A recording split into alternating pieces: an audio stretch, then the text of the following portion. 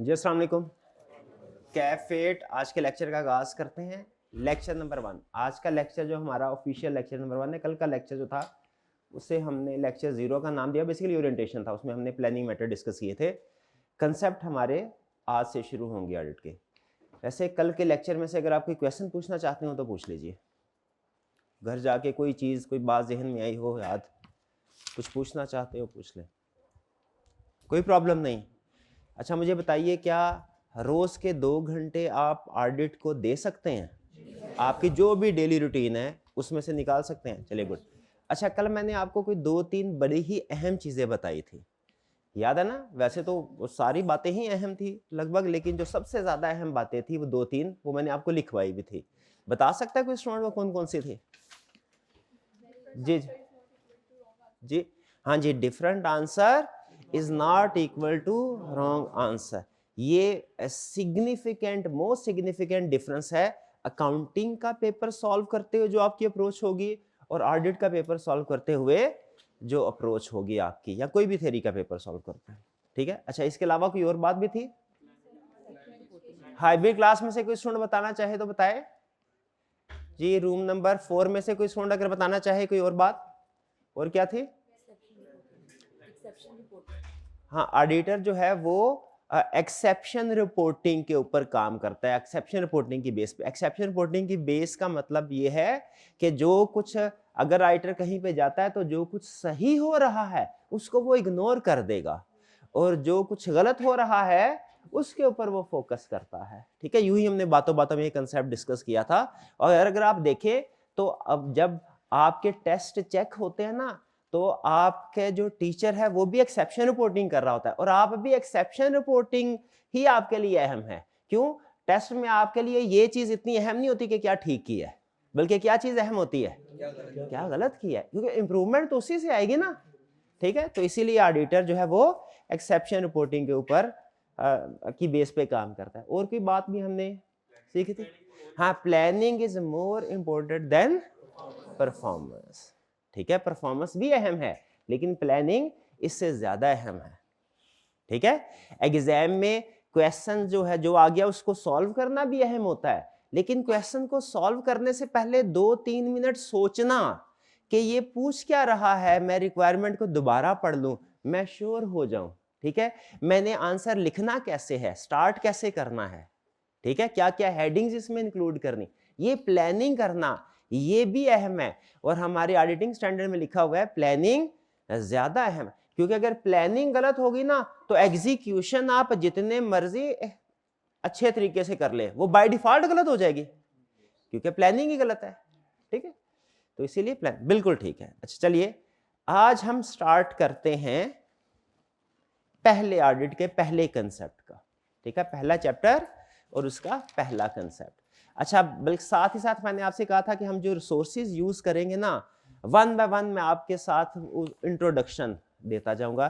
तो ये एक बिल्कुल छोटा सा रिसोर्स है, बिल्कुल छोटा सा, लेकिन है अहम। वो क्या है, आपको एक छोटी सी पर्ची डिस्ट्रीब्यूट हुई होगी क्लास के स्टार्ट में। ठीक है, ये हमारा लेक्चर प्लान होता है।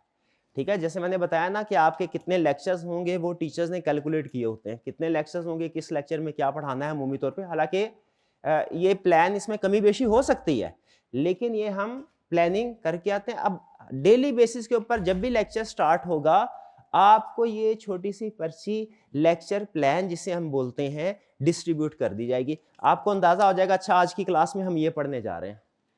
और इसी में अगर आप देखें ये भी लिखा हुआ है लेक्चर नंबर कौन सा है, आज का डेट लिखी है, आज का लेक्चर नंबर लिखा है, फिर इसके बाद आज आपने जो पढ़ना है वो कंसेप्ट लिखा हुआ है कि आज हमने पढ़ना है origin and advantages of assurance services, ये कंसेप्ट हमने पढ़ना है। अच्छा, फिर उसके बाद ये भी लिखा हुआ है कि ये कंसेप्ट हमारी बुक में कहां पे है, ताकि घर जाके जब आपने रीडिंग करनी होगी तो फिर आप उस बुक का रेलिवेंट पेज, रेलिवेंट जो है वो हिस्सा उसको ओपन कर सकें।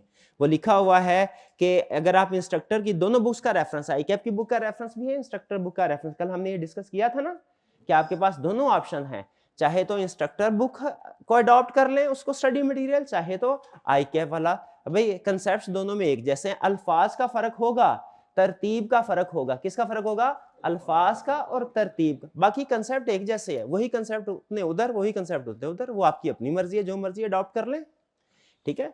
तो जो आप अडॉप्ट करेंगे उसका रेफरेंस इंस्ट्रक्टर बुक है, तो लिखा हुआ है चैप्टर नंबर 1 का लर्निंग ऑब्जेक्टिव 1, वो जाके पढ़ना है, ठीक है। वो जब आप बुक ओपन करेंगे ना तो मैं आपको दिखा दूंगा कि वो किस तरीके से आपने उस जगह पे पहुंचना है, वैसे आपको पता चल ही जाएगा।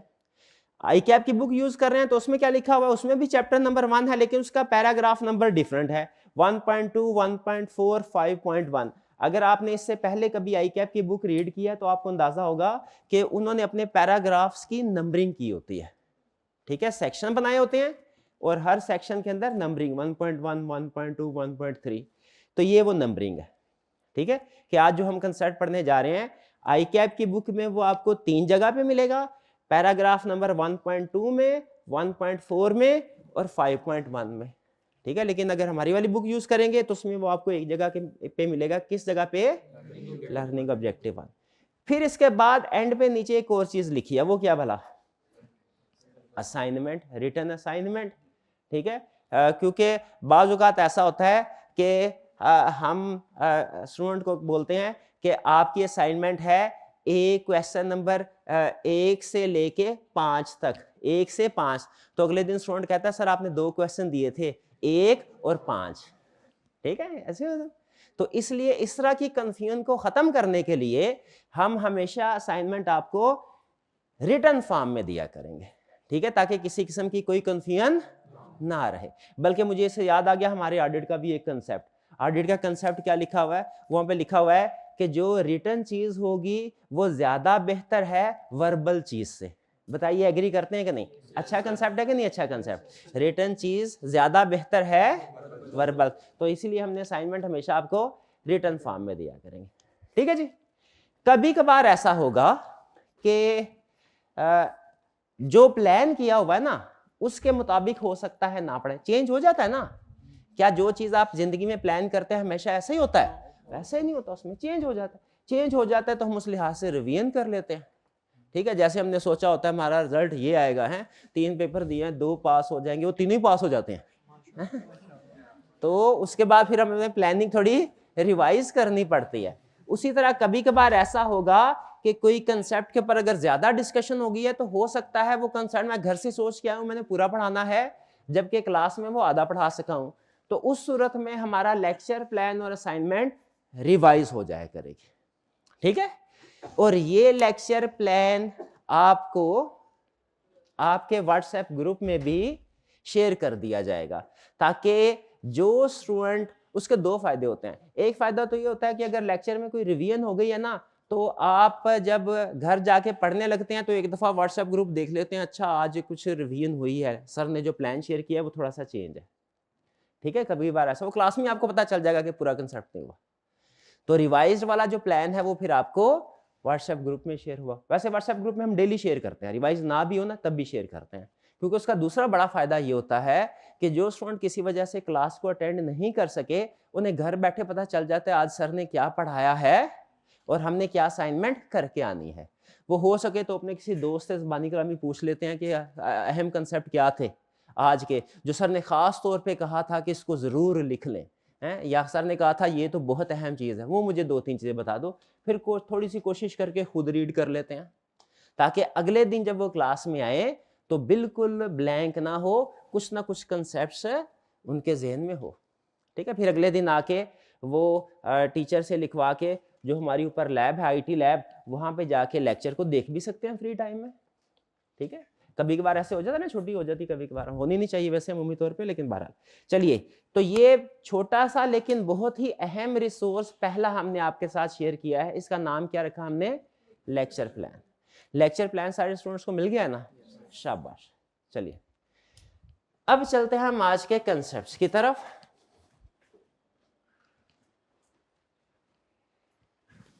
हमारा जो कंसेप्ट है आज का पहला कंसेप्ट वो ये है, हम स्टडी करेंगे कि भाई ऑडिट है क्या और इसका स्टार्ट कहां से हुआ, ओरिजिन। ओरिजिन बोलते हैं स्टार्ट कहां से हुआ। हमारा जो प्रोफेशन है ऑडिट का प्रोफेशन, ऐसा नहीं है कि ये हजारों लाखों साल से चला आता है, ऐसा नहीं है, ठीक है। कोई फिजिक्स के बारे में अगर आप बात करें, आप बायोलॉजी के बारे में, केमिस्ट्री के बारे में बात करें, मैथ के बारे में बात करें, तो पता चलता है वो हजारों साल से उनकी कुछ ना कुछ थ्योरी चलती आ रही है। पुराने जमाने के लोग भी किसी ना किसी जगह पे इसको इस्तेमाल करते थे किसी ना किसी दर्जे में, लेकिन हमारे प्रोफेशन के साथ ऐसा नहीं है। ऑफिशियली, अनऑफिशियली तो शायद कहीं होता हो, ऑफिशियली हमारा प्रोफेशन तब इजाद हुआ जब कंपनी इजाद हुई। कंपनी कब इजाद हुई आपने शायद कहीं पे पढ़ा हो, वो आज से तकरीबन 150-200 साल पहले कंपनी का कंसेप्ट इंट्रोड्यूस करवाया गया था। उससे पहले जो बिजनेस हुआ करते थे वो सिर्फ दो सूरतों में हुआ करते थे, सोल प्रोप्राइटरशिप और पार्टनरशिप, ठीक है। फिर एक तीसरा फॉर्म ऑफ बिजनेस है कंपनी, जो कि सोल प्रोप्राइटरशिप से और पार्टनरशिप से बड़ी बड़ी फॉर्म है, ठीक है। इनमें फर्क क्या होता है? फर्क सुनिएगा, जिसकी वजह से मैं कह रहा हूं कि कंपनी की वजह से, कंपनी का कंसेप्ट आने की वजह से ऑडिट ओरिजिनेट हुआ। जो सोल प्रोप्राइटरशिप और पार्टनरशिप का बिजनेस होता है ना, अगर आप अपने इर्द गिर्द देखिए, घर से बाहर निकले, आपको बड़ी ऐसी एग्जांपल नजर आएंगी, ठीक है। वो मोटरसाइकिल मैकेनिक की दुकान है, सोल प्रोप्राइटरशिप है। बेकरी है, वो हो सकता है पार्टनरशिप हो या सोल प्रोप्राइटरशिप हो, ठीक है। कभी आप किसी मोबाइल शॉप में चले जाते हैं, फीस सेंटर चले जाए, हाल रोड चले जाएं, किसी इलेक्ट्रॉनिक्स की मार्केट में चले जाएं, वहां पे हो सकता है कुछ बड़ी शॉप्स हैं वो पार्टनरशिप की शक्ल में हो या सोल। ये सारी दुकानें जो है ना, मतलब जो सारे बिजनेस हैं, इनमें अगर आप देखें तो इनमें जो कॉमन चीज होती है ना अमूमी तौर पे, वो ये होती है कि ये स्मॉल स्केल पे होते हैं अमूमी तौर पे, और इनमें ओनर खुद ही बिजनेस को मैनेज कर रहा होता है। उसने अपनी आसानी के लिए एम्प्लॉयज तो रखे होते हैं, लेकिन वो बिजनेस में खुद कैश काउंटर पे अमूमी तौर पे खुद मौजूद होता है दुकान में, ऐसा ही है। तो इसमें ओनर बिजनेस को मैनेज भी कर रहा होता है सोल प्रोप्राइटरशिप और पार्टनरशिप में। और बिजनेस अमूमी तौर पे सिंपल होते हैं। सिंपल से क्या मुराद है भाई? चीज खरीदी अब बेच दी, ठीक है, या बहुत लिमिटेड हद तक उसमें कुछ मैन्युफैक्चरिंग की एक्टिविटी होती है।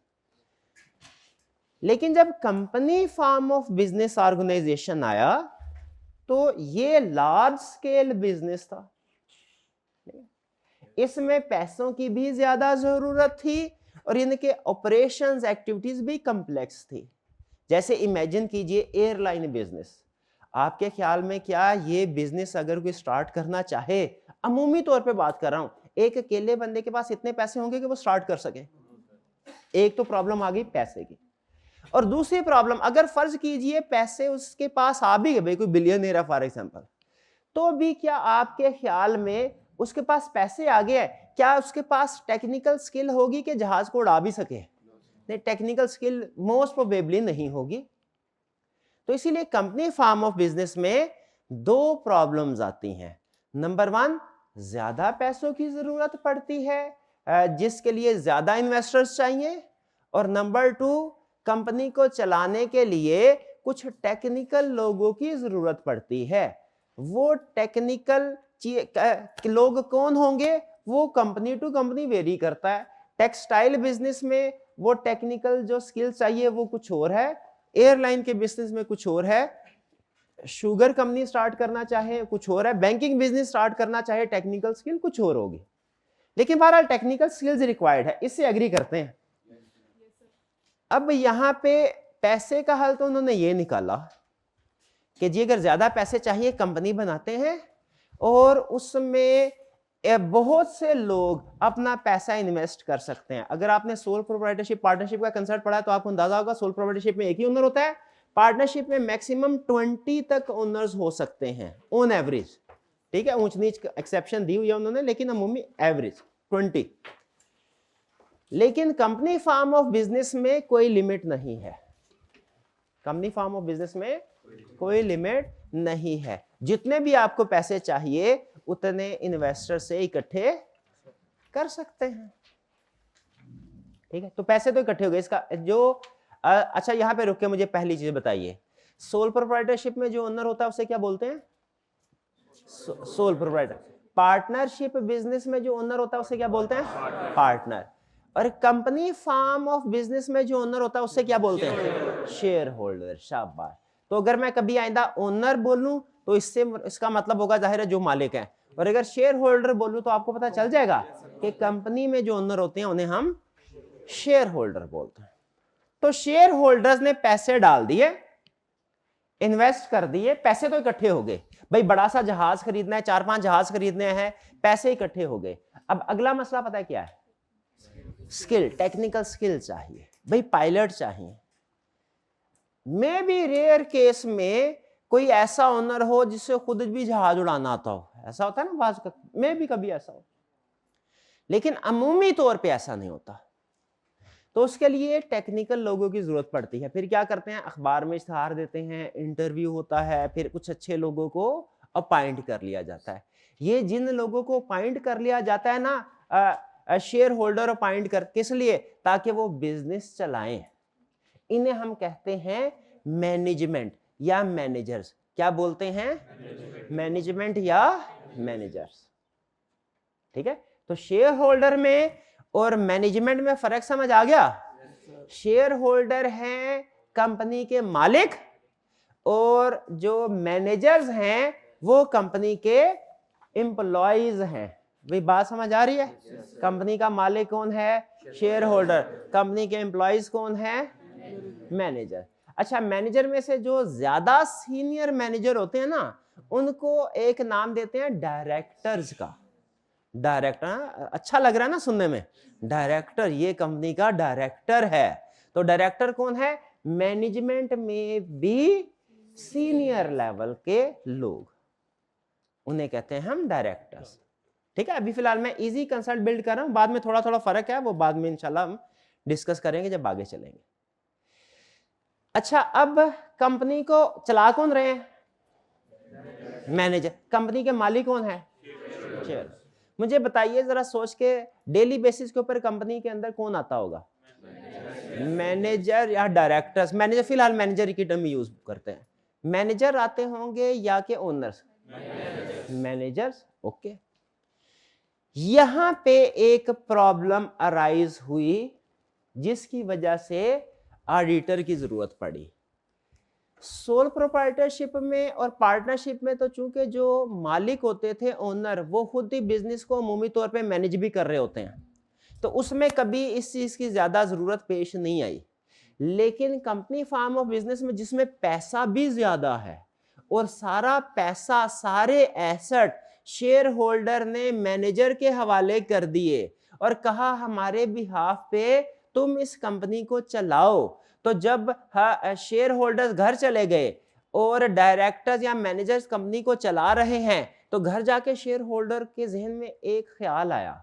उन्होंने कहा डेली बेसिस के ऊपर तो मैनेजमेंट कंपनी चला रही होगी, हम साल के बाद या 6 महीने के बाद जाएंगे, फॉर एग्जांपल साल के बाद जाएंगे, और पूरे साल में जो भी एक्टिविटी होती रही है उसका हिसाब किताब देखेंगे, तो हमें पता चलेगा कि प्रॉफिट हुआ है कि लॉस हुआ है।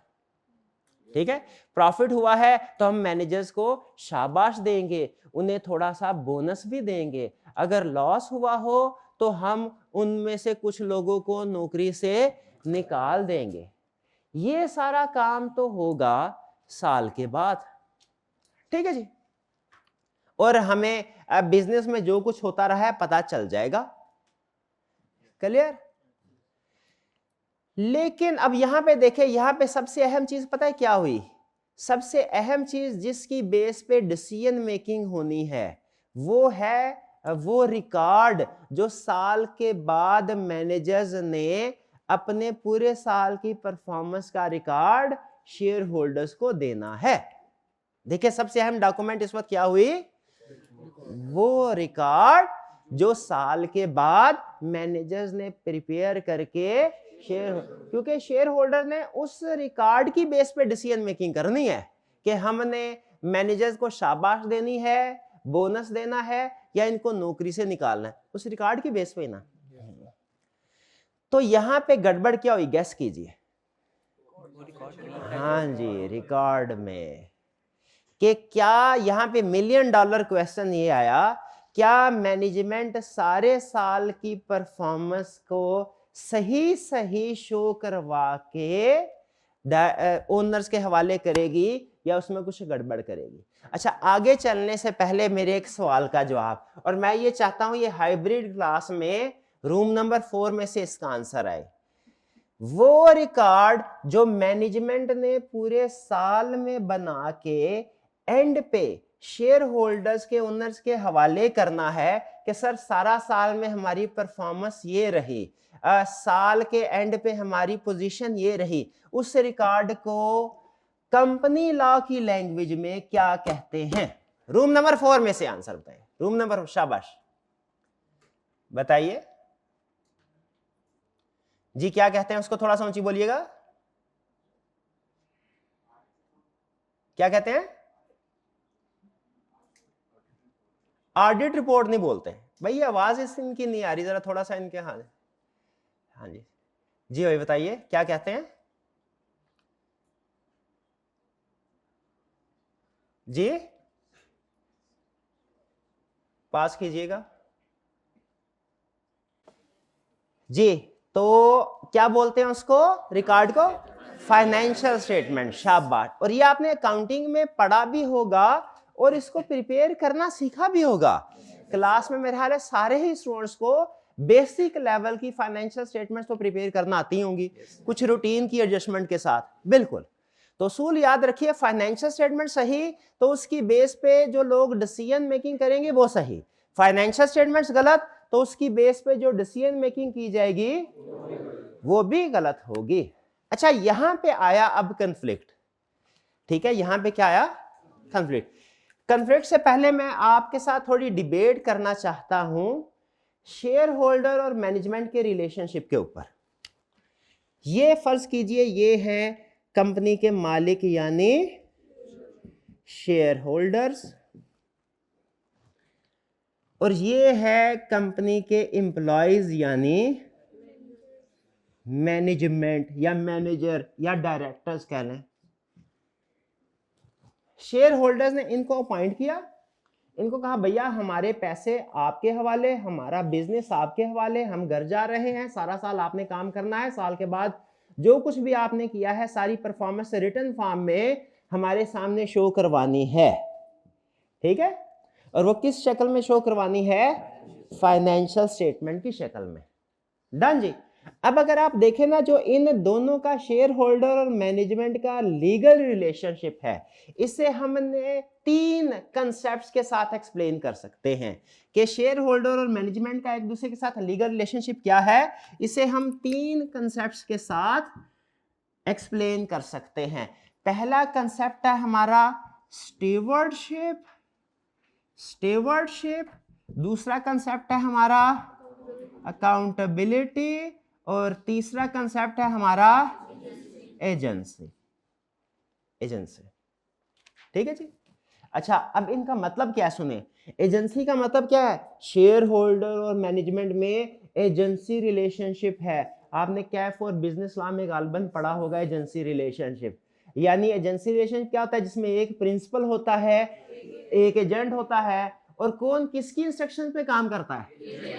एजेंट प्रिंसिपल की। शाबाश। अगर इन दोनों में एजेंसी रिलेशनशिप है तो बताइए प्रिंसिपल कौन होगा? एजेंट कौन होगा? मैनेजमेंट। क्या मैनेजमेंट की रिस्पॉन्सिबिलिटी है कि वो शेयर होल्डर्स की इंस्ट्रक्शंस के मुताबिक काम करे? ओके, ये है एजेंसी रिलेशनशिप। ये थोड़ा सा इनका ताल्लुक आपको समझ में आया। ये हुआ एक कंसेप्ट। दूसरा कंसेप्ट क्या है? स्टीवर्डशिप। स्टीवर्डशिप किसे कहते हैं? अमानतदार, ठीक है? कि जो किसी की चीज को अच्छे तरीके से मैनेज करे, इस्तेमाल करे, ठीक है? मैं फर्ज कीजिए मैं इन भाईजान को कहता हूं भाईजान ये मेरी शाम को ये मेरी इफ्तारी है, रोजा मैंने खोल लिया, मैं जरा नमाज पढ़ के वापस आता हूं फिर इफ्तारी करूंगा, जरा इसको संभाल के रखना। वापस आया प्लेटें खाली। बताइए, इनका रोल था स्टीवर्डशिप का, अमानत। मैंने अपनी चीजें अमानत के तौर पे इनके पास रखवाई थी ना, तो इन्होंने क्या किया? अमानत में कर ली खयानत, उनको अपने जाती मकसद के लिए इस्तेमाल कर लिया। क्या मैंने जो अमानत इनके पास रखवाई इनको जाती मकसद के लिए इस्तेमाल करनी चाहिए थी? नहीं करनी चाहिए थी। तो हमारी वाली एग्जांपल में देखें, क्या हमारी वाली एग्जांपल में कोई किसी पर्सन के कोई एसेट किसी दूसरे के पास बतौर अमानत जा रहे हैं?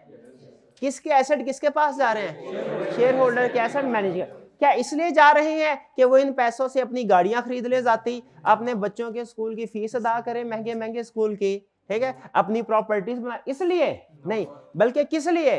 ताकि मैनेजमेंट इन एसेट्स को in the best interest of share holder इस्तेमाल करे। शेयर होल्डर अपने एसेट्स बतौर अमानत मैनेजमेंट के हवाले करते हैं ताकि मैनेजमेंट इनको in the best interest of share holder इस्तेमाल कर, अपने पर्सनल इंटरेस्ट में इस्तेमाल ना करे।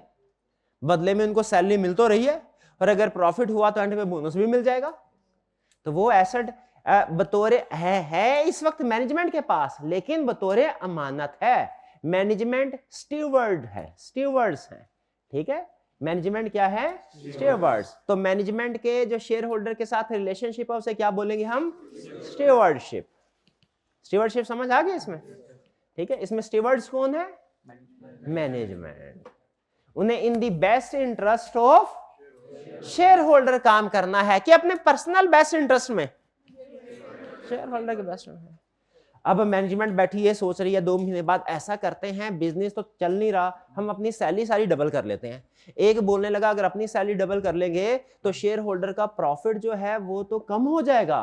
तो मैनेजर कहने लगा तो इससे हमें क्या, हमारे अपनी सैलरी तो डबल हो जाएगी, हमें तो फायदा हो जाएगा ना, चलो आओ अपनी सैलरी बढ़ा देते हैं। किस कंसेप्ट की वायलेशन हो रही है? स्टीवर्डशिप। क्योंकि मैनेजमेंट अपने पर्सनल इंटरेस्ट में काम कर रही है, शेयर होल्डर के बेस्ट इंटरेस्ट में नहीं। हालांकि करना क्या चाहिए? शेयर होल्डर के बेस्ट इंटरेस्ट में काम करना चाहिए। एग्रीड? 2 कंसेप्ट हमने पढ़ लिए, एक agency relationship share holder management के दरमियान में, और दूसरा क्या? स्टीवर्डशिप। ठीक है जी।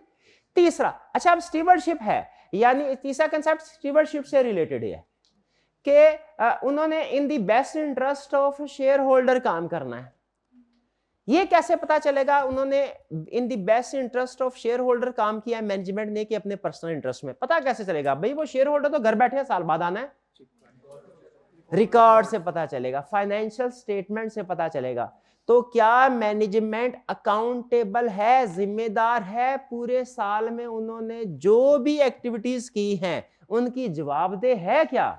बिल्कुल उनकी जवाबदेह है, ठीक है, उनकी जवाबदेह है। जैसे हम भी जो अमाल करते हैं जवाबदेह है ना, लिखा जा रहा है ना जो कुछ अमाल कर रहे हैं, ठीक है। हाँ, फर्क यह है कि हम जो अमाल कर रहे हैं वो हम खुद नहीं लिख रहे, वरना हम खुद लिख रहे होते हैं तो उसमें भी कोशिश करते हैं डंडी मार मुर दें, है ना, वो खुद नहीं लिखते। लेकिन कंपनी के केस में मैनेजमेंट जो भी काम कर रही है वो क्या कर रही है? खुद उसका हिसाब किताब बना रही। बताइए इसमें कन्फ्लिक्ट ऑफ इंटरेस्ट आ गया कि नहीं आ गया? कन्फ्लिक्ट ऑफ इंटरेस्ट का मतलब क्या कि मैनेजमेंट चूंकि अपनी सारी कारकर्दगी को खुद ही रिटर्न फॉर्म में लिख रही है तो वो हो सकता है उसको बढ़ा चढ़ा के बयान करे। तो तीसरा कंसेप्ट है अकाउंटेबिलिटी का कि मैनेजमेंट अकाउंटेबल है, जवाबदेह है। किसको जवाबदेह है? शेयर होल्डर्स को। किस बात के लिए? कि उसने पूरे साल में शेयर होल्डर के एसेट के साथ क्या किया, क्या खर्चे किए, क्या इनकम हुई, क्या एसेट्स हैं कंपनी के, क्या लायबिलिटीज हैं, ये सारा हिसाब किताब मैनेजमेंट ने देना है। किसको देना है? शेयर होल्डर्स को। किस शक्ल में देना है? फाइनेंशियल स्टेटमेंट की शक्ल में। तो अकाउंटेबिलिटी का कंसेप्ट भी समझ आ गया। मैनेजमेंट अकाउंटेबल है टू शेयर होल्डर्स, और वो अपनी इस अकाउंटेबिलिटी को कैसे पूरा करती है मैनेजमेंट? फाइनेंशियल स्टेटमेंट्स प्रिपेयर करके। तीनों कंसेप्ट क्लियर हो गए कि मैनेजमेंट और शेयर होल्डर्स के दरमियान में रिलेशनशिप है। 3 अल्फाज में कैसे एक्सप्लेन कर सकते हैं? Stewardship, agency, accountability. तरतीब आगे पीछे कर ले, प्रॉब्लम को नहीं, कंसेप्ट क्लियर होना चाहिए। डन जी। अच्छा, जहां पे हमने बात खत्म की है ना वो है फाइनेंशियल स्टेटमेंट्स। अकाउंटेबिलिटी पूरी होती है फाइनेंशियल स्टेटमेंट के जरिए से। और यहीं पे एक प्रॉब्लम आई। क्या प्रॉब्लम आई? कि फाइनेंशियल स्टेटमेंट्स जो मैनेजमेंट बनाएगी शेयर होल्डर्स के हवाले करने के लिए, इसमें कन्फ्लिक्ट आ जाएगा। कन्फ्लिक्ट किस वजह से आएगा? कि शेयर होल्डर्स चाहते हैं वो इन फाइनेंशियल स्टेटमेंट्स का उनको ट्रू एंड फेयर व्यू मिले। कौन सा व्यू मिले? True and fair view. True and fair view का मतलब क्या है कि अगर प्रॉफिट हुआ है बिजनेस को तो फाइनेंशियल स्टेटमेंट देख के पता चले उसमें लिखा हो प्रॉफिट हुआ है, अगर बिजनेस को लॉस हुआ है तो फाइनेंशियल स्टेटमेंट देख के पता चले लॉस हुआ है। ये है ट्रू एंड फेयर। भाई जो सच सच है, हक सच है, वो बताओ। लेकिन मैनेजमेंट क्या चाहती है कि उनकी जो पूरे साल की एक्टिविटीज हैं उनका ट्रू एंड फेयर व्यू नहीं, बल्कि उनका बेस्ट व्यू प्रेजेंट हो फाइनेंशियल स्टेटमेंट में। शेयर होल्डर एक्सपेक्ट क्या कर रहे हैं? True and fair view. Management क्या देना चाह रही है? बेस्ट व्यू का मतलब क्या है कि अगर लॉस है तो फाइनेंशियल स्टेटमेंट में नजर आए प्रॉफिट, और अगर प्रॉफिट है तो फाइनेंशियल स्टेटमेंट में बढ़ा चढ़ा के किया जाए। ये आपको कंफ्लिक्ट समझ आ गया? एग्री करते हैं कि प्रैक्टिकली ये कंफ्लिक्ट होता है? ओके। अच्छा, यहां पे अब थोड़ी देर के लिए एक चेक पॉइंट लगाते हैं, जरा 5 मिनट थोड़ा रिलैक्स डिस्कशन करते हैं। अब टेक्निकल डिस्कशन काफी हो गए। हमारे एक ऑडिटिंग स्टैंडर्ड, जैसे आपके काउंटिंग के स्टैंडर्ड्स होते हैं ना, काउंटिंग के स्टैंडर्ड होते हैं ना, वो मुश्किल मुश्किल इंग्लिश ले, वो मोटे मोटे मुश्किल मुश्किल इंग्लिश लिखी होती है उसमें, उसी तरह हमारे ऑडिट के भी स्टैंडर्ड होते हैं। अकाउंटिंग के स्टैंडर्ड्स को आप गालिबन बोलते हैं IFRS, international financial reporting standard. Audit के स्टैंडर्ड्स को बोलते हैं ISAs, international standards on auditing, international standards on auditing. ठीक है, ये भी कोई टेक्निकल किस्म की लैंग्वेज होती है, लेकिन ये इतने मोटे मोटे नहीं होते जितने काउंटिंग के। काउंटिंग के ज्यादा है।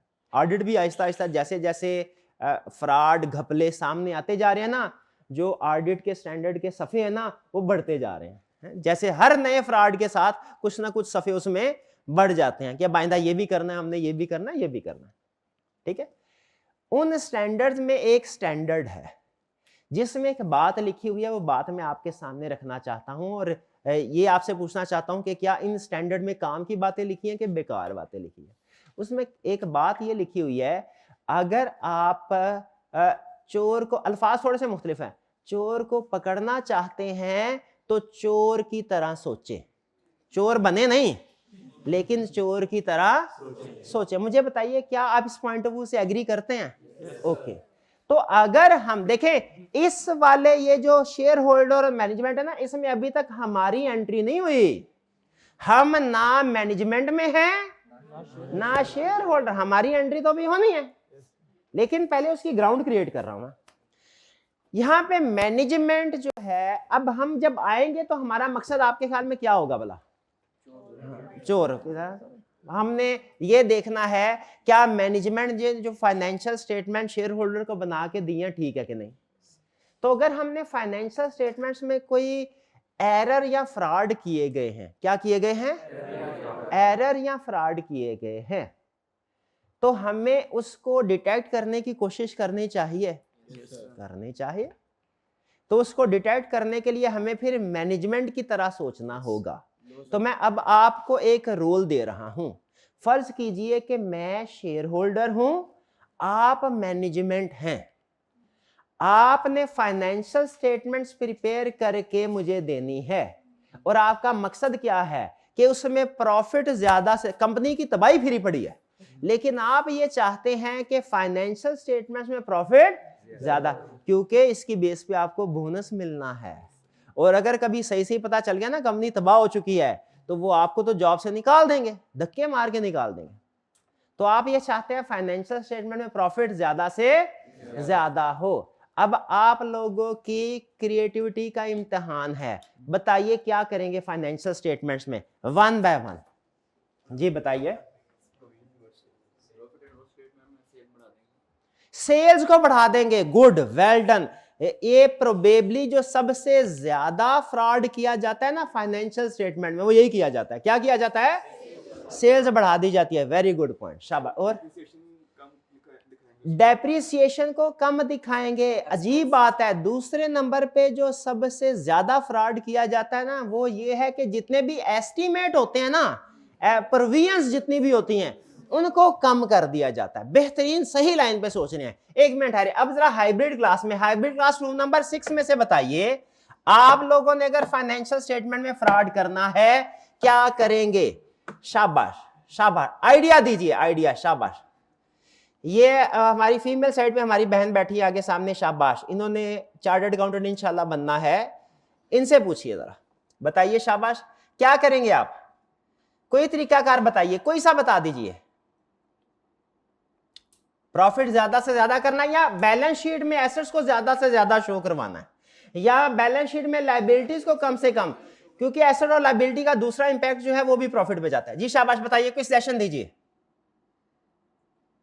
शाबाश। फोन है फ्रेंड कर लें, कोई मसला नहीं है, साथ वालों से पूछ लें, फटाफट बताइए, कोई बता दीजिए, शाबाश। देखिए पार्टिसिपेट करें क्लास में, बताएं, कोई ना कोई हल बताएं मसला। हम प्रॉफिट को ज्यादा करना चाहते हैं। हर स्टूडेंट अपने जहन में कोई ना कोई आइडिया सोच ले। अभी रूम नंबर 4 की तरफ भी मैं आ रहा हूं।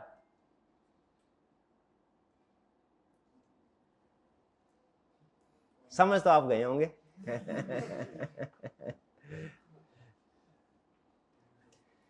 जी जी, बताइए, आप बताइए, शाबाश, बताइए क्या करेंगे? एक्सपेंसेस को कम। किस एक्सपेंस को? देखिए मैं ना स्पेसिफिक बातें पसंद करता हूं, जनरल नहीं, एक्सपेंसेस नहीं। मुझे कोई एक्सपेंसेस का नाम बताएं। सैलरीज एक्सपेंस, शाबाश, बेहतरीन, सैलरी एक्सपेंस को कम करेंगे, शाबाश। और क्या करेंगे? शाबाश, बताएं। रीवैल्यूएशन करके एसेट्स की अमाउंट ज्यादा कर देंगे, बेहतरीन, ये भी अच्छा आइडिया था। और बताइए। क्लोजिंग स्टॉक इन्वेंट्री का बड़ा, बेहतरीन, बिल्कुल ठीक, बिल्कुल ठीक, मुझे अंदाजा हो गया, सही लाइन पे सोच रहे हैं।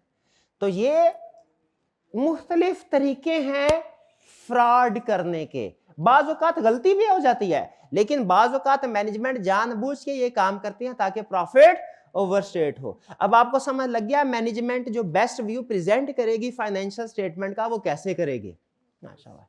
अब शेयर होल्डर बड़े परेशान। शेयर होल्डर कहते हैं यार ये मैनेजमेंट है ना, ये बड़े चालाक है, ये टेक्निकल नॉलेज है इनका, इनको पता है फाइनेंशियल स्टेटमेंट्स कैसे बननी है, इनको पता है रीवैल्यूएशन क्या है, हमें नहीं पता, इनको पता है लोअर ऑफ कॉस्ट एनआरबी का रूल क्या है, हमें नहीं पता, इनको पता है एक्सपेंसेस का, इनकम का, सेल्स का कैसे ऊंच नीच करनी है, कैसे आई चलाई करनी है दाएं बाएं, हमें नहीं पता। ये तो मासूम है ना, ये टेक्निकल लोग। फिर शेयर होल्डर के एक दोस्त ने इन्हें मशवरा दिया, भैया ऐसा करो, तुम टेक्निकल नहीं हो ना, कोई प्रॉब्लम नहीं है, किसी टेक्निकल बंदे को अपने साथ मिला लो, किसी टेक्निकल बंदे को अपने साथ मिला लो। बदमाशी करनी हो ना, खुद बदमाश बनना जरूरी नहीं होता, क्या करना है, समझ गया ना। तो शेयर होल्डर ये चाहते हैं इनके पास भी मैनेजमेंट जो भी गड़बड़ कर रही है इनको पता चल जाए, तो क्या करे, क्या ये खुद टेक्निकल स्किल सीखें। एक तरीका तो ये है, ये मुश्किल तरीका है। आसान तरीका क्या है, ये एक इंडिपेंडेंट पर्सन को, किसको, इंडिपेंडेंट के ऊपर जोर है मेरा, इंडिपेंडेंट पर्सन को अपॉइंट करेंगे जो कि एक टेक्निकली एक्सपर्ट पर्सन होगा। इस पर्सन को नाम दिया जाता है ऑडिटर। ये हैं आप, ये हैं आप, ऑडिटर। इसको ऑडिटर भी कहते हैं, इसको अश्योरेंस प्रोवाइडर भी कहते हैं। फिलहाल ऑडिटर और अश्योरेंस प्रोवाइडर एक ही लफ्ज, मैं इजी वर्ड यूज कर रहा हूं ऑडिटर, बाद में कभी इन दोनों में फर्क बताऊंगा। जैसे मैनेजमेंट और डायरेक्टर्स को फिलहाल हम एक ही कंसीडर करें, थोड़ा सा फर्क है, उसी तरह ऑडिटर और अश्योरेंस प्रोवाइडर में बिल्कुल थोड़ा सा फर्क है, वो बाद में कभी करेंगे। ऑडिट, शेयर होल्डर ने क्या किया, ऑडिटर को अपॉइंट किया और इनसे क्या कहा मैनेजमेंट से, भैया पहले जो फाइनेंशियल स्टेटमेंट तुम हमें डायरेक्ट भिजवाते थे, अब ये फाइनेंशियल स्टेटमेंट्स तुमने शेयर, पहले डायरेक्ट हमें भिजवाते थे, अब हमें नहीं, अब ये फाइनेंशियल स्टेटमेंट्स ऑडिटर को भिजवाओगे, ऑडिटर इन फाइनेंशियल स्टेटमेंट्स को चेक करेगा और फिर इन फाइनेंशियल स्टेटमेंट के साथ एक रिपोर्ट लगाएगा। ऑडिटर क्या करेगा, एक रिपोर्ट लगाए, उसे बोलते हैं ऑडिटर रिपोर्ट। इस रिपोर्ट में ऑडिटर क्या लिखता है भला, एक ही चीज, सबसे अहम चीज, एक ही चीज, क्या, कि फाइनेंशियल स्टेटमेंट्स ठीक हैं या गलत, और अगर गलत हैं तो इनमें क्या गलती है? क्लियर जी? अब ये आपको पूरा सिस्टम समझ आ गया। अगर सिस्टम समझ आ गया तो मेरे कुछ टेक्निकल क्वेश्चंस का आंसर दीजिए। पहली चीज में मुझे ये बताइए, शेयर होल्डर और मैनेजमेंट का जो रिलेशनशिप है, इसको हम कितने अल्फाज के साथ एक्सप्लेन कर सकते हैं? कौन कौन से? स्टीवर्डशिप, अकाउंटेबिलिटी और बिल्कुल ठीक है, एजेंसी। अच्छा मुझे ये बताइए, क्या शेयर होल्डर्स की रिक्वायरमेंट में और मैनेजमेंट की रिक्वायरमेंट में कोई फर्क हो सकता है? फाइनेंशियल स्टेटमेंट के हवाले से कंफ्लिक्ट हो सकता है? बिल्कुल कंफ्लिक्ट। क्या कंफ्लिक्ट हो सकता है? शेयर होल्डर चाहते हैं, मैनेजमेंट चाहती है बेस्ट व्यू। शाबाश। अच्छा मुझे बताइए, एक ऑडिट के अंदर कितनी पार्टी इन्वॉल्व है? 3 पार्टी। कौन कौन सी? Share holder, management, auditor. शाबाश शाबाश। अच्छा बताइए, मैनेजमेंट की क्या रिस्पॉन्सिबिलिटी है? फाइनेंशियल स्टेटमेंट प्रिपेयर करना। बेहतरीन। ऑडिटर की क्या रिस्पॉन्सिबिलिटी है? फाइनेंशियल स्टेटमेंट को चेक करना और रिपोर्ट देना। 2 बातें, चेक करना और रिपोर्ट देना। रिपोर्ट में क्या लिखा होता है कि फाइनेंशियल स्टेटमेंट सही है या गलत, और अगर गलत है तो क्या प्रॉब्लम है। क्लियर? ये हमारा यहां तक समझ लीजिए 50% काम हो गया। ओके, क्विक रिकैप कर लेते हैं। हमने क्या पढ़ा? ऑडिट क्या है? हमने ओनरशिप का कंसेप्ट पढ़ा, मैनेजमेंट का कंसेप्ट पढ़ा, हमने ये पढ़ा शेयर होल्डर्स कंपनी को ओन करते हैं, हमने ये पढ़ा डायरेक्टर्स कंपनी को मैनेज करते हैं शेयर होल्डर के बिहाफ पे।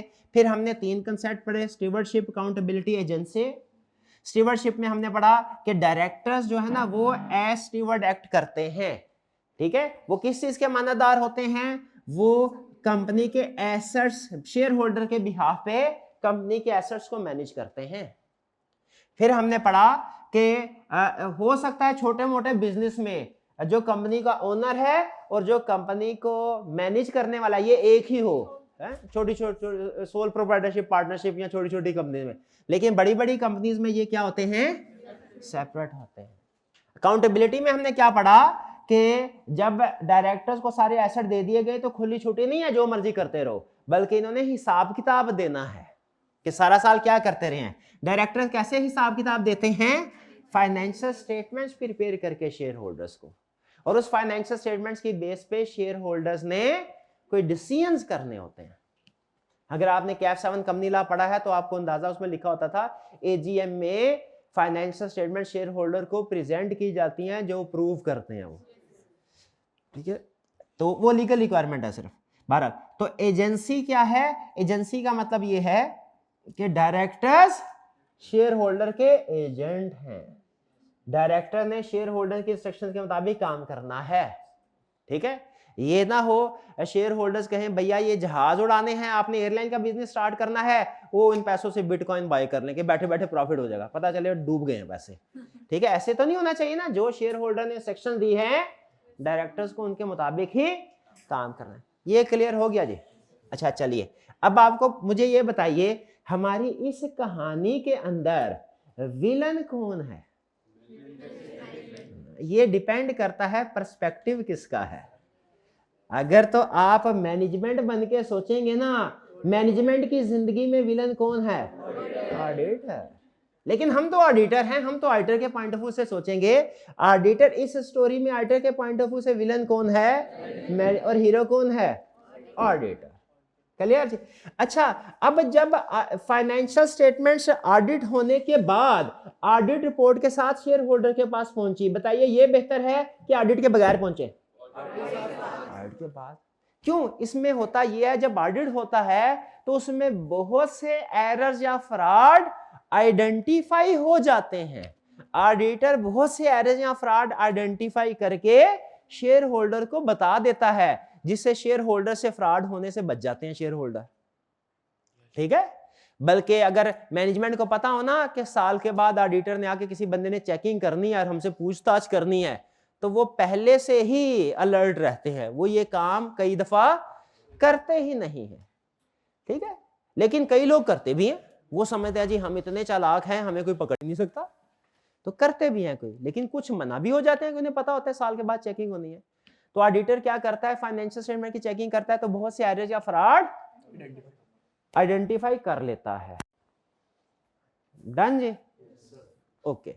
अच्छा, अब जब शेयर होल्डर्स ने देखा यार ये ऑडिटर तो बड़े काम की चीज है, थोड़ी सी फीस लेता है बस, लेकिन फाइनेंशियल स्टेटमेंट में पूरे साल में चेकिंग करके एरर या फ्रॉड जो होते हैं ना, बड़े बड़े, कौन से एरर या फ्रॉड, बड़े बड़े एरर या फ्रॉड होते हैं, वो हमें बता देता है। बाज़ औक़ात कुछ छोटे छोटे एरर या फ्रॉड रह भी जाते हैं, कोई हो सकता है 200-400 का एरर या फ्रॉड रह जाए, तो मुझे बताइए क्या शेयर होल्डर को उनकी टेंशन होनी चाहिए? उनकी टेंशन नहीं होनी चाहिए, ठीक है, उनकी टेंशन नहीं होनी चाहिए, क्योंकि एक एक रुपए का हिसाब किताब तो उनके लिए भी जरूरी नहीं है। ये ऐसा ही है ना। हाँ, मुझे याद आ गया, मूवी देखी थी बचपन में, एक उसका डायलॉग याद आ गया, उसमें विलन था, विलन ने डायलॉग क्या बोला, वो कहता है वो छोटे विलन को ना सिखा रहा था स्मगलिंग का बिजनेस, स्मगलिंग का बिजनेस, तो उसे क्या कहने लगा, उसे कहने लगा देखो बच्चा, जो हीरो का कारोबार करते हैं ना वो लकड़ी के डब्बों की परवाह नहीं करते। मुझे बताइए क्या आप इस कंसेप्ट से एग्री करते हैं? भाई हीरो का कारोबार है तो लकड़ी के डब्बे आने जाने कोई मसला नहीं, कोई 2-4 टूट जाते कोई प्रॉब्लम नहीं, कि है प्रॉब्लम? अब कोई बिजनेस कर रहा हो हीरो का और लकड़ी के डब्बा टूट जाए, परेशान हो जाए, हम कहेंगे पागल हो भाई तुम, ठीक है। तो जब बड़ी बड़ी ट्रांजैक्शंस होती है ना, हाई वैल्यू आइटम्स होती हैं फाइनेंशियल स्टेटमेंट्स के अंदर, आप तो काउंटिंग के माहिर, आपको पता होगा कि किसी एक अकाउंट के अंदर बड़ी बड़ी लाखों की भी ट्रांजैक्शन होती है, छोटी छोटी हर ट्रांजैक्शन एक जैसे सेल होती है, हर की अमाउंट एक जैसी नहीं होती, कोई बड़ा ग्राहक होता है कोई छोटा ग्राहक होता है, खर्चे भी कुछ बड़े होते हैं कुछ छोटे होते हैं। मुझे बताइए, 3 ऑप्शन दे रहा हूं आपको, बल्कि आपसे एक सिंपल क्वेश्चन पूछ रहा हूं, मुझे बताइए क्या ज्यादातर फोकस बड़ी बड़ी आइटम्स के ऊपर होना चाहिए फाइनेंशियल स्टेटमेंट की, बड़ी बड़ी ट्रांजैक्शन के ऊपर, या फाइनेंशियल स्टेटमेंट की छोटी छोटी ट्रांजैक्शन के ऊपर? किसके ऊपर? बड़ी बड़ी ट्रांजैक्शन के ऊपर। तो उसमें कभी कभार छोटा मोटा अगर गलती डिटेक्ट होने से रह भी जाए तो क्या आप ये कहेंगे कि ऑडिट तो फेल हो गया? नहीं, ठीक है, कुछ ना कुछ गलती, इंसान है ना, खता का पुतला है, ठीक है। कोई 2, 4, 5, 8, 10, 20 नंबर का पेपर आप भी गलत कर रहे हैं ना, तो आई कैप आपको फेल नहीं करता इतनी को गलतियों पे, फिर भी पास कर देता है, ठीक है, क्योंकि इंसान है, गलती हर इंसान से होती है, ऑडिटर से भी हो सकता है कोई एक आधी चीज रह गई हो ऑडिट, तो छोटी मोटी चीजों की वजह से आपने ऑडिटर को ये नहीं करना कि उसने काम गलत, ठीक है जी। तो इसीलिए जो ऑडिट में ऑडिटर क्या करता है, बड़ी बड़ी आइटम्स के ऊपर फोकस कर रहा है। हीरो का कारोबार कर रहा है, कोयले का कारोबार नहीं कर रहा, लकड़ी का कारोबार नहीं कर रहा, तो वो क्या करेगा, बड़ी बड़ी आइटम्स के ऊपर फोकस करेगा। बड़ी बड़ी आइटम्स को हम ऑडिट की लैंग्वेज में बोलते हैं मटेरियल, मटेरियल क्या बोलते हैं? मटेरियल। और जो छोटी छोटी आइटम्स होती हैं उसको क्या बोलते हैं? Immaterial, immaterial. बड़ी बड़ी आइटम को क्या बोलते हैं? मटेरियल। छोटी छोटी आइटम्स क्या बोलते हैं? तो शेयर होल्डर बड़े खुश हुए, शेयर होल्डर कहने लगे ये ऑडिटर तो बहुत अच्छी चीज है, बहुत अच्छा बंदा है, ये तो जो मटेरियल एरर या फ्रॉड है ये आइडेंटिफाई कर देता है। ये इतना खुश हुए शेयर होल्डर, खुश हुए कि सैड हुए? इस बात से खुश हुए। शेयर होल्डर्स ने अपने दूसरे मिलने जुलने वाले लोगों से, दूसरी कंपनी के लोगों से भी कहना शुरू कर दिया, भैया मैनेजमेंट के झांसे में ना आना, बल्कि मैनेजमेंट जो फाइनेंशियल स्टेटमेंट तुम्हें देना उसको ऑडिटर से चेक करवा लेना। दुनिया में कई ऑडिटर, किसी और ऑडिटर से चाहे, लेकिन किसी ना किसी ऑडिटर से चेक करवा लेना। इसके बहुत फायदे हैं। क्या आप एग्री करते हैं कि इसके फायदे हैं? बिल्कुल। और ये आहिस्ता यहां से फिर ऑडिटर इजाद हुआ, ऑडिट प्रोफेशन इजाद हुआ, और फिर आहिस्ता आहिस्ता ऑडिटर की वर्थ बढ़ना शुरू, मशहूरी हुई ऑडिटर की, और फिर अच्छा काम, वो लोग भी अच्छे थे, जो आज से 150 साल 200 साल पहले के लोग थे वो भी अच्छे थे, वो अच्छा काम कर गए, जिसकी वजह से हमारी रेपुटेशन बनी हुई है। अब देखिए, आप सीए में आए हैं, आप किसी को जाके बताते हैं कि भाई मैं सीए कर रहा हूं, मैं चार्टर्ड का, एक प्रेस्टीज फील होता है कि नहीं होता? और बाज़ का दूसरी तरफ से कोई रिस्पेक्ट भी मिल जाती है ये कहने के बाद। तो सीए के साथ जो रिस्पेक्ट जुड़ी हुई है, आपके ख्याल में ये किसकी मेहनत है? ये आपकी मेहनत है? नहीं, आप तो अभी प्रोफेशन में एंटर हुए, ये हमारे सीनियर की मेहनत है जिन्होंने अच्छा काम किया, हमारे बुजुर्गों की, शाबाश। तो जो हमारे 100 साल 150 200 साल पहले के बुजुर्ग थे, इतना अच्छा काम किया, दुनिया में वाह वाह हुई कि इवन गवर्नमेंट लेवल पे एप्रिसिएशन की गई।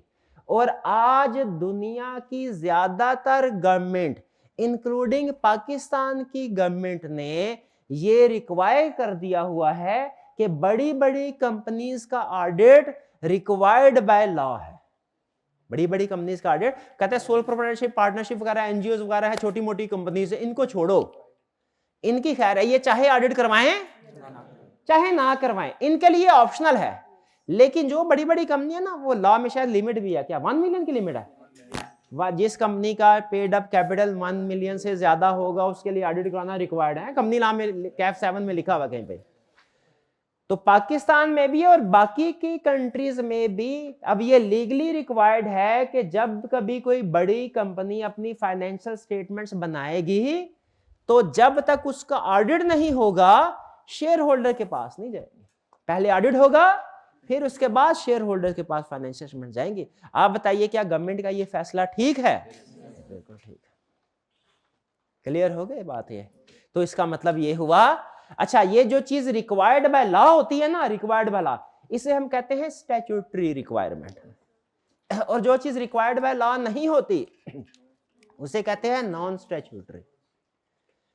तो अगर कोई बड़ी कंपनी ऑडिट करवाए तो इसे आप क्या कहेंगे, कौन सा ऑडिट है, स्टैट्यूटरी या नॉन स्टैट्यूटरी? स्टैट्यूटरी। और अगर कोई छोटी कंपनी या सोल प्रोप्राइटरशिप या पार्टनरशिप ऑडिट करवाए इसे क्या कहेंगे, नॉन स्टैट्यूटरी ऑडिट। भाई ठीक है, ये हमारा दूसरा चेक पॉइंट, यहां पे चेक पॉइंट लगाते हैं लेक्चर का। एक क्विक रिकैप करता हूं फिर उसके बाद आगे चलेंगे, ठीक है। अभी लेक्चर के इस हिस्से में हमने क्या पढ़ा, इस हिस्से में हमने पढ़ा कि ऑडिट होने से शेयर होल्डर्स बड़े खुश हुए, ठीक है, आहिस्ता आहिस्ता प्रोफेशन ग्रो करना शुरू हुआ। अब बहुत सी कंट्रीज में ये लीगली रिक्वायर्ड बाय लॉ है कि जब वो अपनी एनुअल फाइनेंशियल स्टेटमेंट्स अपनी शेयर होल्डर को भिजवाएंगी तो पहले क्या करवाएंगी, ऑडिट करवाएंगी। हाँ, ये ऑडिट लार्ज कंपनीज के लिए तो रिक्वायर्ड है, स्मॉल कंपनीज के लिए, सोल ट्रेडर्स हैं, पार्टनरशिप हैं, एनजीओज हैं, club, not for profit organization वगैरह जो होती है ना, इनके लिए audit required not required, audit required नहीं है। ये अपनी मर्जी से ऑडिट करवाना चाहें तो करवाएं, नहीं करवाना चाहते तो ना करवाएं, ठीक है। बड़ी कंपनी के लिए ऑडिट रिक्वायर्ड है, छोटी कंपनी और छोटे मोटे बिजनेस के लिए ऑडिट रिक्वायर्ड नहीं है। चाहे तो इसका मतलब क्या है, चाहे करवाएं चाहे ना करवाएं, ठीक है जी। अच्छा यहां तक कोई क्वेश्चन, रुके, कोई क्वेश्चन पूछना चाहते हैं तो पूछ लीजिए। कोई क्वेश्चन नहीं है? मैं जरा हाइब्रिड वालों से, बच्चों से भी पूछा हूं, हैं, उनका हो सकता है कोई ना कोई क्वेश्चन हो, है? पास कीजिएगा जरा। चलिए, तो कोई क्वेश्चन नहीं है आपका? हाँ, इंटरनल ऑडिटर ये क्या होता है? ये तो मैंने नहीं बोला, मैंने अभी तो कोई लफ्ज नहीं ना बोला इंटर, हाँ ये अभी आएगा लेकिन अभी नहीं, अभी नहीं, कुछ अरसे के बाद। जी शाबाश। अक्सर हम सुनने में आता है कि जो एमपीओज होते हैं ना, क्लब्स वगैरह होते हैं, तो लोग इसके जरिए अपनी ब्लैक मनी को अवॉइड करते हैं। तो इस तरीके से तो हुकूमत को चाहिए कि इस पे जरूरी ऑडिट करना, हाँ, जरूरी कर उनका कहना ये है कि बाज़ औक़ात ऐसा होता है कि जो एनजीओज वगैरह होती है, ये कोई गड़बड़, कोई मनी लॉन्ड्रिंग कर सकती है कि अगर कोई डोनेशन दी तो उस डोनेशन को अपने ज़ाती मकसद के लिए इस्तेमाल कर लिया, दाएं बाएं कर लिया, मनी लॉन्ड्रिंग कर ली। बिल्कुल ऐसा सम टाइम प्रैक्टिस में होता भी है, लेकिन इसका भी इलाज है। बाज़ औक़ात गवर्नमेंट्स ने कुछ ऑर्गेनाइजेशन के लिए ऑडिट हो सकता है किसी जगह पे ऑडिट रिक्वायर किया हो, और बाज़ का तो कुछ एनजीओज ऐसी होती है ऑडिट रिक्वायर्ड नहीं भी होता ना, वो अपनी ट्रांसपेरेंसी के लिए, ट्रांसपेरेंट इंफॉर्मेशन देने के लिए कि देखें हमारे हाथ साफ है, हम बिल्कुल ठीक ठाक काम कर रहे हैं, वो ऑडिट करवा लेती हैं रजाकाराना तौर पे, वॉलंटरी ऑडिट, ठीक है। लेकिन इसका की प्रॉब्लम हो सकती है अगर इस सूरत में, पता क्या होता है, इस सूरत में लॉ ने क्वेश्चन ये रखा हुआ है कि अगर उन्हें गड़बड़ की इंफॉर्मेशन मिले ना, अगर तो कोई कहीं मुखबिरी नहीं, वो कहते हैं जाने दो, बिला वजह डिस्टर्ब करने का फायदा। लेकिन अगर कहीं पे कोई मुखबिर इंफॉर्मेशन मिले फिर वो उस सूरत में ऑडिट करवा लेते हैं, ठीक है। ये हमारा एक जगह पे ये कंसेप्ट आएगा कि बाज़ औक़ात ऐसा होता है कि ऑडिट रूटीन में रिक्वायर्ड नहीं होता, लेकिन सम टाइम वो कर, बल्कि मुझे एग्जांपल याद आ गई, जिस फर्म से मैंने आर्टिकल्स किए ना, उसके आर्टिकल्स के बाद मैनेजेरियल लेवल पे जो लास्ट क्लाइंट था जिसके ऊपर मैंने काम किया था, वो एक हॉस्पिटल था। हॉस्पिटल्स का ऑडिट गैस कीजिए रिक्वायर्ड बाय लॉ होता है कि नहीं होता? नहीं होता, नहीं होता, वो करवाते भी नहीं थे। लेकिन जब गवर्नमेंट चेंज हुई ना, उन दिनों में गवर्नमेंट चेंज हुई, तो आने वाली गवर्नमेंट आपको पता है वो नॉर्मली पिछली गवर्नमेंट के मसले मसाइल ढूंढने की कोशिश करते हैं कि स्कैंडल निकाल के पब्लिक के सामने लेके आए, ताकि पता चले वो सही काम नहीं कर रहे थे, हम सही काम कर रहे थे, है? या ये पर्पस नहीं, कुछ और पर्पस होगा। तो उसके लिए ऑडिट करवाने की बात चल रही थी, ठीक है। वो उसके बाद फिर मैं बाहर निकला, मैं टीचिंग प्रोफेशन में आ गया, फिर मुझे नहीं पता उसके बाद क्या हुआ। तो ऐसी सिचुएशन में देखें, ऑडिट रिक्वायर्ड नहीं था, लेकिन सर्कमस्टेंसेस कुछ चेंज हुई, उनकी बिना पे अगर चाहें तो ऑडिट करवा सकते थे, ठीक है। उस सिचुएशन में उन्होंने, गवर्नमेंट ने फैसला किया, हालांकि ऑडिट रिक्वायर्ड बाय लॉ नहीं था, उन्होंने कहा जी ये सरकारी हॉस्पिटल है, इसमें जरा हम देखें मेडिसिन किधर आ जा रही हैं, तो ऑडिट करवाने को करवाया भी जा सकता है, लेकिन रिक्वायर्ड बाय लॉ नहीं है, सर्कमस्टेंसेस के मुताबिक करवा सकते हैं। अच्छा, यहां पे मुझे ये बताइए, क्या आप एग्री करते हैं ऑडिट करवाने के फायदे हैं? ओके।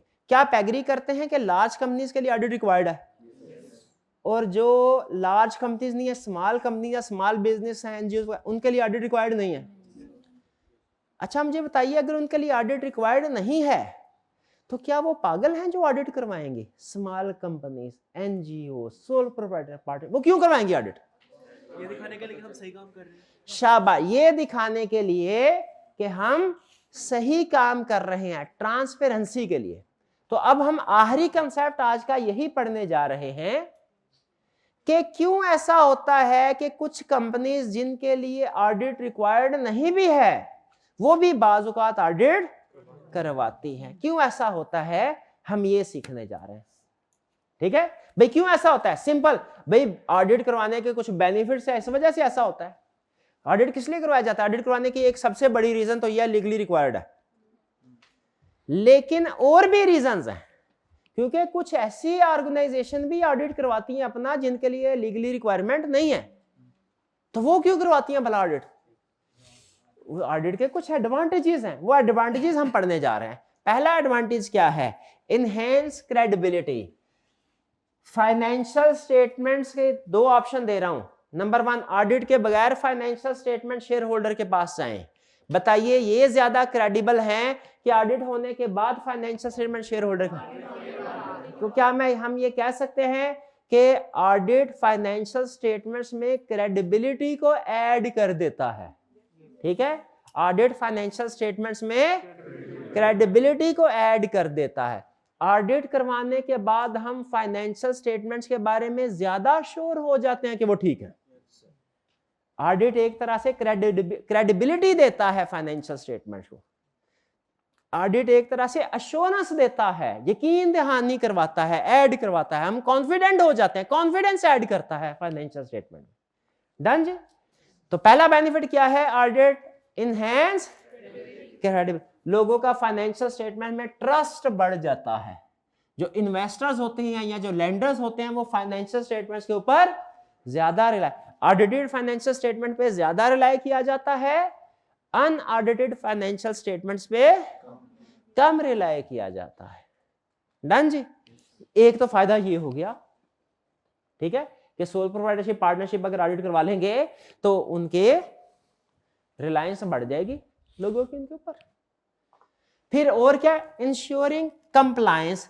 भाई ऑडिटर जब ऑडिट करता है तो वो मैनेजमेंट की फाइनेंशियल स्टेटमेंट्स को तो चेक करता ही करता है। ये फाइनेंशियल स्टेटमेंट के साथ साथ, अब आपको एक बात बताऊं, ऑडिटर जो फाइनेंशियल स्टेटमेंट की चेकिंग करता है ना, तो ऐसा नहीं है कि सारा वक्त अपने ऑफिस में ही बैठा रहता है, नहीं, वो कंपनी में जाके मैनेजमेंट के साथ टेबल लगा के उधर बैठा होता है। तो फाइनेंशियल स्टेटमेंट के साथ साथ ऑडिटर और भी बहुत सी इंफॉर्मेशन या चेकिंग कर लेता है इनडायरेक्टली। पर्पस फाइनेंशियल स्टेटमेंट ही होता है। और भी बहुत सी लीगल रिक्वायरमेंट्स का पता चल जाता है पूरी हो रही है कि नहीं। जैसे अगर आपने कैफ 7 कंपनी लॉ पढ़ा हुआ है ना, कितने स्टूडेंट ने पढ़ा हुआ है? तकरीबन सब। कितनों ने नहीं पढ़ा हुआ? हाँ, 3-4 स्टूडेंट नहीं। अब आपके लिए बता रहा हूं, कंपनी लॉ में ये लिखा हुआ है कि हर कंपनी की मैनेजमेंट ने कुछ बुक्स ऑफ अकाउंट्स मेंटेन करनी है। कैश का रिकॉर्ड है, सेल का, परचेज का, एसेट्स का, और cost counting, manufacturing business cost counting record. अब जरा सोच के मुझे बताइए, क्या ऑडिटर भी फाइनेंशियल स्टेटमेंट की चेकिंग में ये रिकॉर्ड देख रहा होगा कि नहीं देख रहा होगा? तो असल में वो तो ऑडिट कर रहा होगा, लेकिन साथ ही साथ क्या इस लीगल रिक्वायरमेंट की भी चेकिंग हो जाएगी कि नहीं, कि बुक्स ऑफ अकाउंट्स मेंटेन हो रही है कि नहीं? तो ऑडिट करने का एक और फायदा भी होता है, एक तो लीगल रिक्वायरमेंट पूरी हो जाती है, दूसरा ट्रस्ट बढ़ जाता है लोगों का, तीसरा जो लॉ ने लीगल रिक्वायरमेंट्स मैनेजमेंट को ऊपर अप्लाई की हुई हैं वो भी पता चल जाता है कि मैनेजमेंट वो पूरी कर रही है कि नहीं कर रही। लीगल ऑब्लिगेशन, ठीक है जी। लीगल ऑब्लिगेशन से कौन सी वाली ऑब्लिगेशन जहन में आनी चाहिए? वो बुक्स ऑफ अकाउंट्स वाले, ठीक है। और क्या है फायदा भाई? रिस्क मैनेजमेंट और इंटरनल कंट्रोल्स। अब ये इंटरनल कंट्रोल्स क्या है? इंटरनल कंट्रोल्स ये सुन लीजिए, थोड़ा इसके ऊपर थोड़ी डिबेट करते हैं। फाइनेंशियल स्टेटमेंट्स जब प्रिपेयर होती हैं, एक प्रोसेस के जरिए से प्रिपेयर होती हैं। फाइनेंशियल स्टेटमेंट असल में आउटपुट है, ठीक है, आउटपुट है। इससे पहले बहुत सी एक्टिविटीज हो रही होती हैं। जैसे आपको तो अकाउंटिंग के क्वेश्चन में क्या दिया जाता है ना, क्लोजिंग स्टॉक की वैल्यू है 80,000, एडजस्टमेंट करो। आप कर देते हैं, उधर से बैलेंस शीट में डाल दिया, उधर से कॉस्ट ऑफ सेल्स में डाल, ऐसे। जरा सोचे क्या प्रैक्टिकली 80,000 मैनेजमेंट को बैठे बैठाए पता चल जाता होगा कि मैनेजमेंट इसके लिए किसी प्रोसेस से गुजरती होगी? किस प्रोसेस से गुजरती होगी? हाँ, पहले इन्वेंट्री को, स्टॉक को गिनते होंगे कितनी क्वांटिटी है, फिर उसकी कॉस्ट कैलकुलेट करते होंगे FIFO की बेस के ऊपर, फिर इसको मल्टीप्लाई करके कैलकुलेट करते हैं। मैं सिंपल करके बता रहा हूं, असल में तो कहानी और भी है भाई, ऐसे करते होंगे। इस सारे प्रोसेस को, जो कि फाइनल स्टॉक की वैल्यू जो बैलेंस शीट में जा रही है, उस तक पहुंचने के लिए बैकएंड पे जितना भी प्रोसेस होता है, इसे बोलते हैं इंटरनल कंट्रोल। इसे क्या बोलते हैं? कंट्रोल। ये तो एक एग्जांपल। इंटरनल कंट्रोल सिर्फ एक एरिया, एक लाइन आइटम का नहीं होता, हर लाइन आइटम का होता है। जरा मुझे दूसरी एग्जांपल बताइए। बैंक बैलेंस शीट में जो बैंक का बैलेंस आता है, क्या एज इट इज मैनेजमेंट को पता चल जाता है और वो लिख देती है कि वो बैंक बैलेंस जो बैलेंस शीट में आएगा, उससे पहुंचने से पहले मैनेजमेंट को कुछ काम करने पड़ते हैं? क्या काम करने पड़ते हैं? शाबाश। मैनेजमेंट को कैश बुक सामने रखनी पड़ती है, बैंक स्टेटमेंट सामने रखनी, बैंक रिकंसिलिएशन स्टेटमेंट बनाना पड़ती है, उसकी बेस पे कुछ एडजस्टमेंट्स वगैरह सामने आते हैं, वो सामने रखते हैं, फिर जाके वो एडजस्ट फिगर आती है जो बैलेंस शीट में जाएगी। तो ये बैंक रिकंसिलिएशन स्टेटमेंट बनाना और इससे रिलेटेड जितने भी मैटर्स हैं, इनको हम क्या कहते हैं? Internal control. इंटरनल कंट्रोल वो पॉलिसीज एंड प्रोसीजर्स हैं जिससे गुजर के फाइनेंशियल स्टेटमेंट्स बनती हैं। ये सिर्फ एक, मैंने आपको 2 एग्जांपल दिए हैं। एक एग्जांपल मैंने दी है आपको इन्वेंट्री की, एक एग्जांपल दी है बैंक बैलेंस की। हर item, line item, income statement, balance sheet में जो भी लाइन आइटम होती है ना, उसके बैक एंड पे एक सिस्टम चल रहा होता है, इंटरनल कंट्रोल सिस्टम। फिर जाके एंड पे वो शो रही, लोगों को यही नजर आ रहा होगा फाइनेंशियल स्टेटमेंट में सेल्स इतनी है, सेल्स के बैक एंड पे क्या काम होता रहा है, ये शेयर होल्डर को नहीं नजर आ रहा होता। ठीक है जी। जैसे आपके रिजल्ट कार्ड के ऊपर ये तो नजर आ रहा होगा कैफ पास, लोग जवाब दिखाएंगे, लेकिन उस कैफ पास तक पहुंचने के लिए बैकएंड पे आपने जितनी भी एफर्ट की है वो किसी को नजर नहीं आएगी। वो क्या होती है? ये आपका जो रिजल्ट कार्ड है, ये एक तरह से फाइनेंशियल स्टेटमेंट है, और बैकएंड पे जो आपने एफर्ट की है, इंटरनल कंट्रोल। आप रोज सुबह दूसरे सो रहे होते थे, आप सुबह सहरी के बाद फौरन पढ़ना शुरू कर देते थे, रोज क्लास में आते थे, ठीक है, असाइनमेंट करते थे। आपके बहुत से ऐसे स्कूल के, कॉलेज के दोस्त होंगे, वो याशी की जिंदगी, हमारे हिसाब से याशी है, वो कभी स्कूल कॉलेज गए, यूनिवर्सिटी गए, कभी ना गए, कभी पढ़ा कभी ना पढ़ा, थोड़ा सा काम मिलता है, ऐसा ही है। आप अगर देखिए आपकी जिंदगी कंपैरेटिवली टफ है। तो ये क्या, ये सारे काम क्या है जो आप करते हैं, ये आपका इंटरनल कंट्रोल। इंटरनल कंट्रोल का कंसेप्ट समझ आया? अच्छा मुझे बताइए, क्या सही फाइनेंशियल स्टेटमेंट्स के लिए इंटरनल कंट्रोल स्ट्रांग होना चाहिए या वीक होना चाहिए? स्ट्रांग। सिंपल। तो याद रखें, फाइनेंशियल स्टेटमेंट्स का और इंटरनल कंट्रोल दोनों मुख्तलिफ चीजें हैं, लेकिन दोनों इंटरकनेक्टेड हैं। अगर इंटरनल कंट्रोल स्ट्रांग तो फाइनेंशियल स्टेटमेंट सही बनेगी, internal control weak financial. Management कहे एक कंपनी का ऑडिट करने के लिए गए, वहां पे पता चला बैंक रिकंसिलिएशन स्टेटमेंट 4-4, 5-5, 6-6 महीने बनती नहीं है। बताइए इंटरनल कंट्रोल स्ट्रांग के वीक? ऐसी कंपनी की फाइनेंशियल स्टेटमेंट्स में एरर या फ्रॉड कम होंगे कि ज्यादा? ज्यादा होंगे। ठीक है। अब $1 मिलियन क्वेश्चन पूछूं आपसे, ऑडिटर को बहुत ही कंसेप्चुअल, मैं हर क्वेश्चन के साथ ये नहीं ऐड करता $1 मिलियन। ऑडिटर की अल्टीमेट रिस्पॉन्सिबिलिटी क्या है? किसको चेक करना? Financial statement. बेहतरीन। क्या ऑडिटर को सिर्फ फाइनेंशियल स्टेटमेंट पे ही फोकस करना चाहिए कि थोड़ा बहुत इंटरनल कंट्रोल को भी अंडरस्टैंड करना चाहिए? करना चाहिए। अब सवाल यहां से मेरा सर शुरू होता है, भाई अगर उसने रिपोर्ट फाइनेंशियल स्टेटमेंट्स पे देनी है ऑडिटर ने, इंटरनल कंट्रोल पे नहीं देनी, इंटरनल सिस्टम पे नहीं देनी, प्रोसेस पे नहीं देनी, आउटकम पे देनी है, तो इंटरनल कंट्रोल वो क्यों अंडरस्टैंड करे?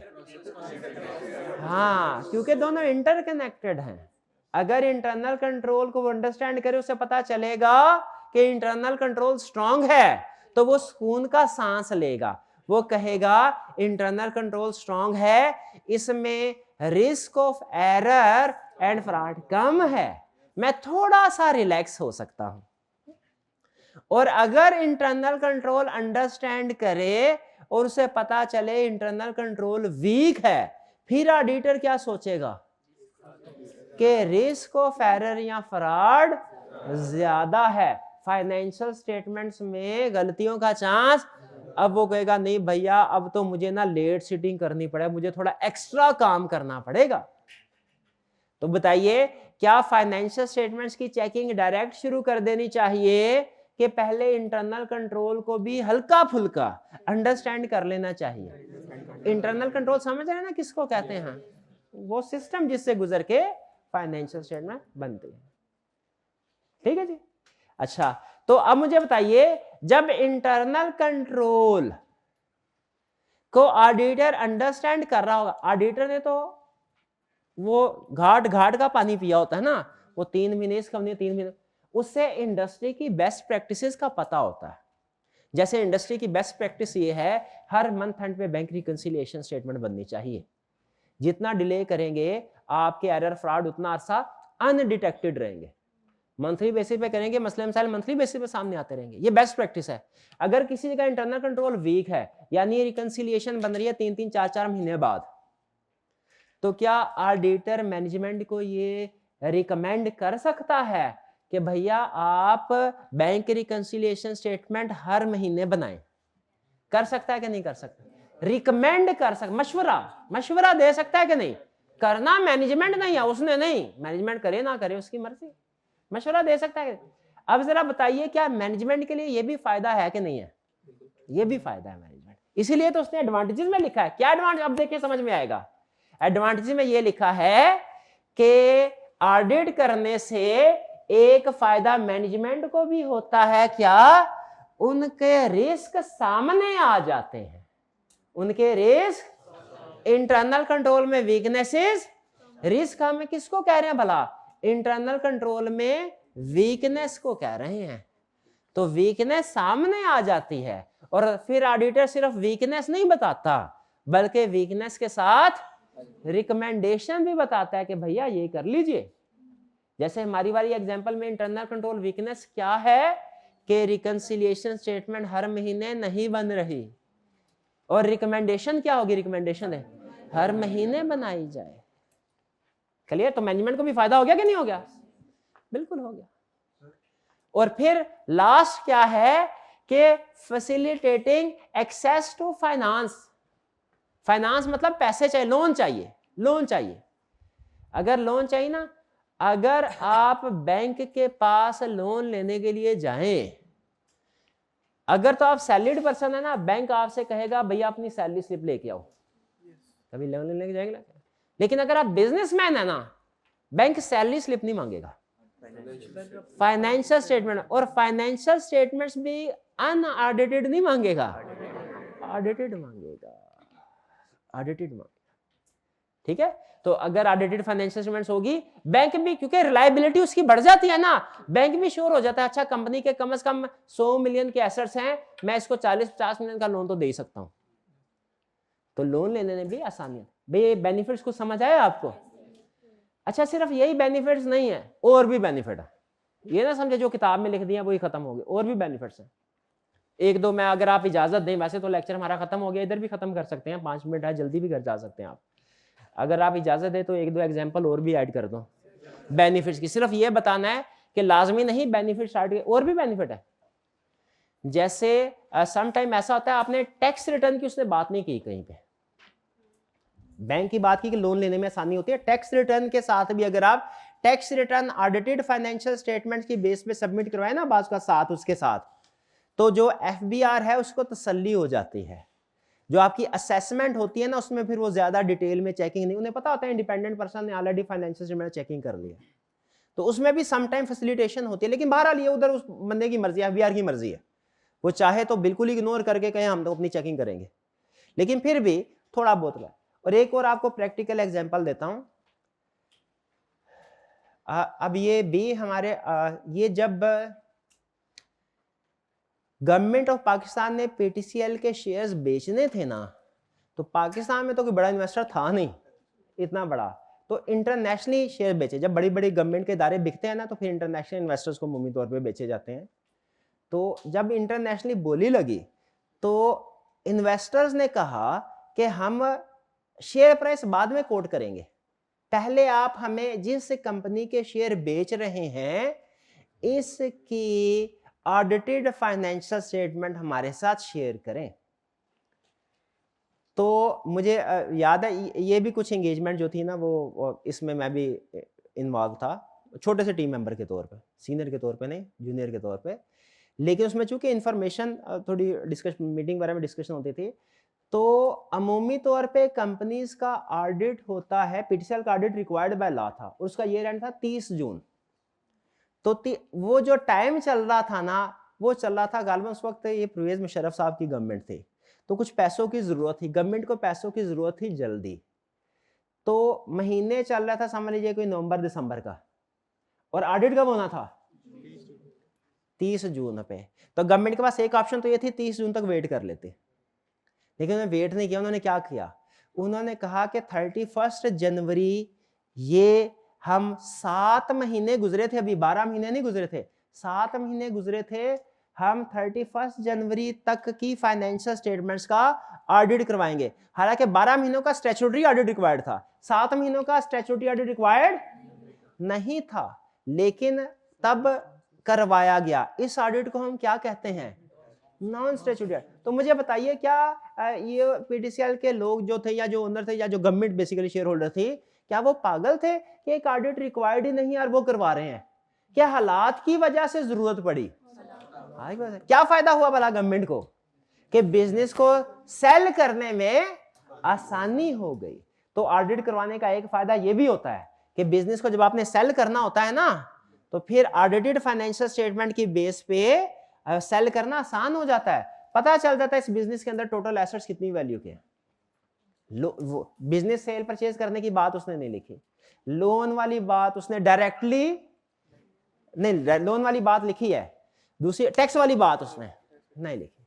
तो बताना ये मकसद है कि सिर्फ यही बेनिफिट नहीं है, और भी बेनिफिट है। अगर एग्जाम में बैठ के आपको बेनिफिट पूछे और आपको इनमें से कोई एक दो भूल जाए, परेशान नहीं होना, और बेनिफिट सोचने हैं और वो लिख सकते हैं आप। डन जी? ये था हमारा आज का लेक्चर। जरा क्विक रिकैप करते हैं। आज के लेक्चर में हमने क्या सीखा? आज के लेक्चर में हमने ऑडिट में जो 3 पार्टीज हैं इनका इंट्रोडक्शन लिया। इसमें ज्यादा डिस्कशन हमने की मैनेजमेंट के ऊपर और शेयर होल्डर्स के ऊपर। बताइए इन दोनों का रिलेशनशिप हम किन अल्फाज के जरिए एक्सप्लेन कर सकते हैं? स्टीवर्डशिप, अकाउंटेबिलिटी और एजेंसी। शाबाश। अच्छा, फिर इसके बाद हमने स्टडी किया कि हर कंपनी का हर बिजनेस का ऑडिट रिक्वायर्ड नहीं है। कुछ बिजनेसेस का ऑडिट रिक्वायर्ड है, कुछ का ऑडिट रिक्वायर्ड। जिनका ऑडिट रिक्वायर्ड है, अगर वो ऑडिट करवाए तो हम कहते हैं ये स्टैट्यूटरी ऑडिट है, और जिनका ऑडिट रिक्वायर्ड नहीं है उसको नॉन स्टैट्यूटरी या वॉलंटरी ऑडिट भी बोलते हैं, रजा कराना, वॉलंटरी ऑडिट। फिर इसके बाद हमने ये पढ़ा कि लोग नॉन स्टैट्यूटरी ऑडिट क्यों करवाते हैं। स्टैट्यूटरी वाले तो ऑडिट इसलिए करवाते हैं ना क्योंकि लीगल रिक्वायरमेंट है। नॉन स्टैट्यूटरी वाले ऑडिट क्यों करवाते हैं? क्योंकि ऑडिट के कुछ बेनिफिट्स हैं। भाई क्या क्या बेनिफिट है अपने अल्फाज में बताएं आपने? फाइनेंशियल स्टेटमेंट्स की क्रेडिबिलिटी बढ़ जाती है, लीगल रिक्वायरमेंट्स की कंप्लायंस पता चल जाती है पूरी हो रही है कि नहीं हो रही। फिर उसके बाद हाँ, इंटरनल कंट्रोल वीकनेसेस सामने आ जाती है और उनकी रिकमेंडेशन भी आ जाती है। ये बड़ा अच्छा पॉइंट मुझे लगा, इसको तो टिक करें ये जरूर, क्योंकि ये आपके बाकी के कंसेप्ट इधर ही दफन हो जाएंगे आप, मतलब इसी चैप्टर में। ये वाला जो कंसेप्ट है ना इंटरनल कंट्रोल वाला, ये आगे बार बार आएगा, इसको तो पक्का करना है आपने, ठीक है। अच्छा, और क्या क्या फायदे हैं भाई? बिजनेस में सेल परचेज करने में आसानी होती है, लोन लेने में आसानी है, टैक्स रिटर्न फाइल करने में आसानी है, और क्या आसानी है? कोई और बता सकता है? सेल एंड परचेज, बिल्कुल ठीक, बिल्कुल। तो क्लियर हो गया? ठीक है, ये हमारा लर्निंग ऑब्जेक्टिव 1 था। घर जाके नोट्स आपको मिल गए हैं, आपने इसको कंप्लीट स्टडी करना है, एंड पे होम असाइनमेंट है रिटन फॉर्म में करनी है। कोई क्वेश्चन हो तो पूछ ले। कॉर्पोरेट गवर्नेंस का मतलब है लीगल रिक्वायरमेंट। कॉर्पोरेट गवर्नेंस के साथ ब्रैकेट में चाहे लिख ले, इसका मतलब क्या है? Legal requirements. और कोई क्वेश्चन? इंटरनल कंट्रोल का मतलब समझ आ गया कि नहीं आ गया? आज के लेक्चर में जो लिखा हुआ है वो तो सारा अहम है, उसके अलावा जो सबसे अहम चीज है ना, जो थोड़ी डिटेल में वो है इंटरनल कंट्रोल वीकनेसेस रिकमेंडेड। ये कंसेप्ट जरूर ध्यान में रखना। क्लियर जी? अच्छा, तैयार होके आना है। अब आपको आज से हम कुछ और एक्टिविटीज भी आपके साथ शेयर करेंगे। हो सकता है शाम को आप व्हाट्सएप ग्रुप में जाके देखें तो उसमें आपको कोई चीज नजर आए। जो भी चीज नजर आएगी आपने उसको फॉलो करना है, ठीक है जी। आज का लेक्चर यहाँ पे खत्म करते हैं हम। अल्लाह हाफिज।